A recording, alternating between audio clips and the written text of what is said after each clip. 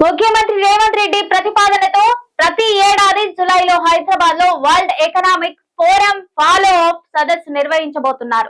ఇది పెట్టుబడుల ఒప్పందాలను వేగవంతం చేస్తోంది. తెలంగాణ రైజింగ్ గ్లోబల్ సమ్మిట్ తర్వాత 5.75 లక్షల కోట్లకు పైగా పెట్టుబడులను ఆకర్షించింది. హైదరాబాద్ ను గ్లోబల్ హబ్ గా ఫ్యూచర్ సిటీగా తీర్చిదిద్దే విజన్ ను సీఎం వివరించారు. ఏఐ లైవ్ సస్పెన్స్ హైదరాబాద్ ను గ్లోబల్ హబ్ గా ఫ్యూచర్ సిటీగా తీర్చిదిద్దే విజన్ ను సీఎం వివరించారు.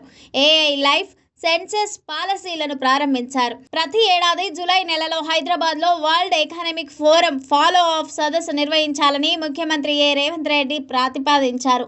దావోస్ లో జరిగిన జాయిన్ ది రైజ్ కార్యక్రమంలో ఈ ప్రతిపాదనను సీఎం ముందుంచగా గ్లోబల్ బిజినెస్ లీడర్లు, పాలసీ నిర్ణేతలుగా ఏకగ్రీవంగా మద్దతు ప్రకటించారు. పెట్టుబడుల ఒప్పందాలు, వ్యాపార నిర్ణయాలకు ఏడాది కాలం చాలా ఎక్కువగా మారిందని సీఎం స్పష్టం చేశారు. అందుకే జూలై లేదా ఆగస్టులో హైదరాబాద్లో ఫాలో అప్ ఫోరం నిర్వహించడం ద్వారా నిర్ణయాలను వేగవంతం చేయొచ్చని డబ్ల్యూఈఎఫ్ ప్రతినిధులకు సూచించారు. ఇది పెట్టుబడుల అమలుకు కీలకంగా మారుతోందని పేర్కొన్నారు. ఇటీవల హైదరాబాద్లో నిర్ణయించిన తెలంగాణ రైజింగ్ గ్లోబల్ సమ్మిట్ అంచనాలను మించి విజయవంతమైందని సీఎం గుర్తు చేశారు. ఈ సమ్మిట్ ద్వారా 5.75 లక్షల కోట్లకు పైగా పెట్టుబడులను రాష్ట్రం ఆకర్షించగలిగిందని తెలిపారు. ఈ విజయంతో తెలంగాణ అభివృద్ధి విజన్ను ప్రపంచానికి చూపించేందుకు ఈసారి దావోస్కు వచ్చామని వెల్లడించారు. హైదరాబాద్ ఇప్పటికే గ్లోబల్ క్యాపబిలిటీ సెంటర్లకు ప్రధాన కేంద్రంగా ఎదిగిందని సీఎం తెలిపారు.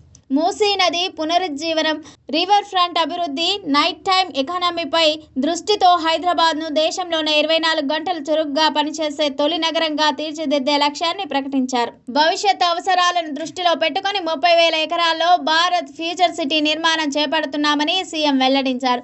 ఈ ఫ్యూచర్ సిటీలో 50% కంటే ఎక్కువ గ్రీన్ కవర్ ఉండేలా ప్రణాళిక రూపొందించామని తెలిపారు. ఇది సస్టైనబుల్ అర్బన్ డెవలప్మెంట్ కు మోడల్ గా నిలవనుందని పేర్కొన్నారు. జాయిన్ ది రైజ్ కార్యక్రమంలో తెలంగాణ రైజింగ్ 2047 విజన్ డాక్యుమెంట్ లక్ష్యాలను ప్రపంచానికి ప్రదర్శించారు. అదే వేదికపై Telangana AI innovation hub, Telangana next gen life sciences policy 2026 నుంచి 2030లను అధికారికంగా ఆవిష్కరించారు. ఈ సమావేశంలో పాల్గొన్న మంత్రులు శ్రీధర్ బాబు, పొంగిలేటి శ్రీనివాసరెడ్డి హైదరాబాద్ మెట్రో రైలు విస్తరణ, చెరువులు, కుంటల పునరుజ్జీవనం వంటి కీలక ప్రాజెక్టులను వివరించారు. కొత్తగా ప్రతిపాదించిన కోర్ వ్యూర్ రేర్ ఆర్థిక వృద్ధి జైన్ల ప్రణాళికను కూడా ప్రస్తావించారు. తెలంగాణలోని పెట్టుబడులను అపార అవకాశాలు ఉన్నాయని మంత్రులు స్పష్టం చేశారు. టెక్నాలజీ, అనుభవం, నైపుణ్యాల పరంగా గ్లోబల్ కంపెనీల సహకారాన్ని రాష్ట్రం స్వాగతిస్తోందని తెలిపారు. ప్రపంచ పెట్టుబడిదారులకు తెలంగాణ నమ్మకమైన గమ్యంగా మారుతోందని తెలిపారు. ఈ కార్యక్రమంలో ప్రముఖ సినీ నటుడు చిరంజీవి ప్రత్యేక ఆకర్షణగా నిలిచారు. ముఖ్యమంత్రి రేవంత్ రెడ్డితో కలిసి ఆయన విందులో పాల్గొని తెలంగాణ విజన్ కు తన మద్దతును తెలియజేశారు.